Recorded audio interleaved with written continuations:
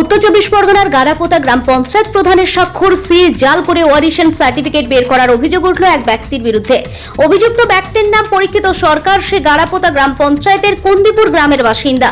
পরীক্ষিত সরকারের ছেলে তন্ময় সরকার বিজেপির মন্ডল কনভেনার। অভিযোগ, তন্ময় রাজনৈতিক ক্ষমতা বলে পঞ্চায়েত প্রধানের স্বাক্ষর, পঞ্চায়েতের সিল এবং মেমো নাম্বার জাল করে ওয়ারিশন সার্টিফিকেট বের করেছে, যা বনগা বিএলআরও অফিসে জমা দেয়। বিএলআরও অফিস থেকে ভেরিফিকেশনের জন্য ওয়ারিশন সার্টিফিকেট গারাপোতা পঞ্চায়েতে এলে পঞ্চায়েত প্রধান দেখেন তার কোনো রেকর্ড পঞ্চায়েতে নেই। পঞ্চায়েতের সিল, মেমো নাম্বার এবং প্রধানের স্বাক্ষর জাল করে সার্টিফিকেট বের করেছে। পরবর্তীতে গারাপোতা গ্রাম পঞ্চায়েতের পক্ষ থেকে পঞ্চায়েত প্রধান দুলাল মাঝি বনগা থানায় লিখিত অভিযোগ দায়ের করেন। অভিযোগ পেয়ে তদন্তে নেমে পুলিশ ইতিমধ্যেই অভিযুক্ত পরীক্ষিত সরকারের ছেলে বিজেপির মন্ডল কনভেনার তন্ময় সরকার এবং তার জামাই প্রহ্লাদ হালদারকে গ্রেফতার করেছে বনগা থানার পুলিশ। ধৃতদের আজ বনগা থানার পুলিশের পক্ষ থেকে বনগা মহকুমা আদালতে তোলা হয়েছে। আমার অভিযোগ হচ্ছে বিজেপির মন্ডল কমিটির কনভেনার তন্ময় সরকারের বাবা পরীক্ষিত সরকার একটা ওয়ারেশন আমার সিল সই জাল করে বিএলও অফিসে জমা দেয়। আমার আড়াই সাহেব যখন আমার পঞ্চায়েতে ইনকোয়ারি করতে আসে, ওটা ভেরিফিকেশন করতে আসে, আমি তখন দেখি যে এটা পুরো জাল একটা সার্টিফিকেট, ওয়ারেশন সার্টিফিকেট নিয়ে গেছে। আমার তার বিরুদ্ধে এই অভিযোগ, বিজেপির যে মন্ডল কমিটির কনভেনার সে এহেন কাজ করেছে, তার যাতে অ্যারেস্ট করে উপযুক্ত তদন্ত করে যাতে আরও যারা আছে।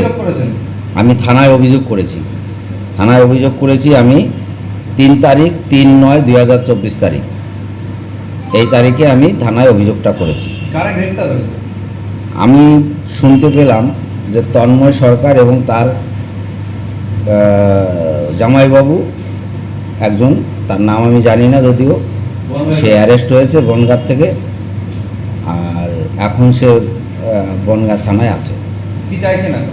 আমি চাইছি এই বিজেপির যে দালালগুলো যাতে ভবিষ্যতে গারাপোতা পঞ্চায়েতে সাহস না পায় এহেন কাজ করা, তার উপযুক্ত তদন্ত করে উপযুক্ত শাস্তি তার যেন হয়, এবং এই যে চক্র আছে দালাল চক্রটা বিজেপির, তাদের যেন তুলে অ্যারেস্ট করে উপযুক্ত শাস্তি তারা পায়। আমার নাম দুলাল চন্দ্র মাঝি, গারাপোতা গ্রাম পঞ্চায়েতের প্রধান। তবে তন্ময়কে দলের বলে অস্বীকার করেছে বিজেপি বনগা সাংগঠনিক জেলা সভাপতি দেবদাস মণ্ডল।